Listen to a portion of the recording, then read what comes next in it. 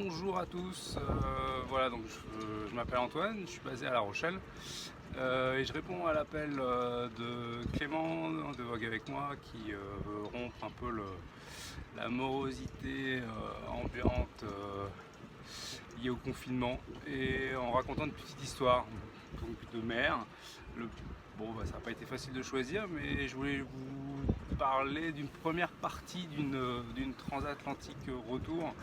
Donc c'était il y a en 2001, donc ça fait un petit bout de temps. J'en ai gardé un bon souvenir, déjà parce que c'était un chouette bateau, c'était un Comet 13, un plan finaux, de croisière, c'est avec en fait il y a le carré est sous le cockpit, donc quand vous descendez, juste en dessous, en fait, vous avez un énorme, un énorme carré très sympathique, donc très stable, puisque à l'arrière du bateau. Et donc là, on était sur une transat pour ramener le bateau de Cuba en Europe. Du coup, donc on était arrivé à Cienfuegos, c'est une très jolie ville à influence française avec des bâtiments magnifiques. Donc c'était à l'époque encore de Fidel Castro. Et donc les gens étaient très pauvres et très sympas. Ils nous invitaient chez eux quand on faisait le marché, ils nous invitaient à manger chez eux, c'était vraiment top. Donc on est parti de Cienfuegos.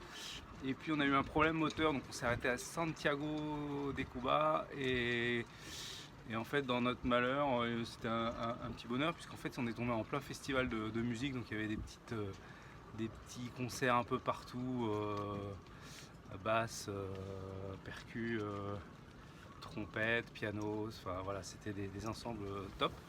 Donc on est resté finalement un jour ou deux de plus. Donc une fois que c'était réparé, on est reparti vers l'est pour contourner la pointe de Cuba. Et en fait la pointe de Cuba, la pointe est, en fait c'est le camp de Guantanamo. Donc à la VHF, les Américains nous disaient bougez, voilà, faut pas rester là, interdiction. Et de l'autre côté c'était Haïti. Et Haïti, il y avait quand même eu une semaine à l'avance un meurtre d'un plaisancier français. Donc on n'était pas très rassurés. Et donc on tirait des bords, comme ça c'était le matin, il y avait 30 nœuds auprès. C'était assez mémorable, mais c'était quand même un bon moment. Après on est arrivé aux Bahamas quelques jours après, au sud, à Oxty Reef. Alors ça c'est un îlot où il n'y a que des oiseaux en fait, c'est tout petit et on s'est arrêté pour pêcher, se poser un petit peu. Et on a pêché un super mérou. Je crois que c'était l'un des meilleurs poissons que j'ai mangé. Après, on est reparti, on est allé aux Bermudes. Alors, bon, pas un grand intérêt les Bermudes.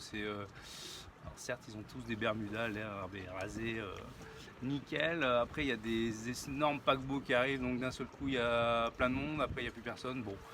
Voilà, et on n'est pas resté très longtemps, juste faire un peu d'appro, de frais.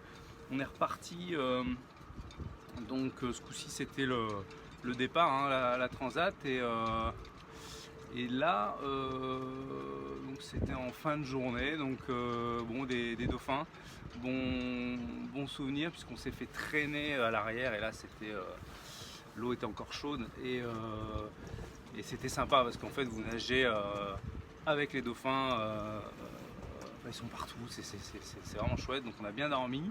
Après voilà, traversé, donc on est monté assez nord pour aller chercher la houle, un petit peu de vent et donc mer des Sargasses, et puis donc là c'était vraiment une houle puissante avec une longue période, vraiment des bons bords. On était au large, donc bâbord à mur, c'était vraiment chouette.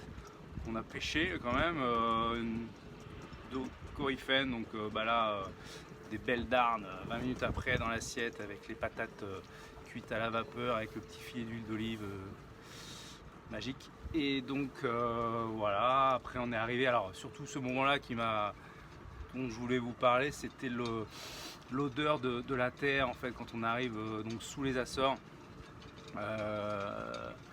Donc là c'est vraiment, c'était difficile à expliquer, mais je pense que ça mérite d'être vécu, et donc c'est pour ça que je vous incite tous à aller sur l'eau dès que possible et voyager et découvrir des pays par la mer. Et là-bas il y a des baleines aussi, donc forcément ça rajoute un petit peu à la magie des Açores. Une escale vraiment bien. Là, donc on découvre le vin, le pain, le fromage, des gens vraiment très sympas, et des hortensias qui deviennent de plus en plus bleus quand on monte en altitude. C'est volcanique, du coup je me rappelle même les locaux faisaient cuire leur nourriture dans le sol en fait, donc, qui est volcanique. Voilà, donc écoutez, tenez bon courage, et puis à très bientôt sur l'eau. Ciao ciao.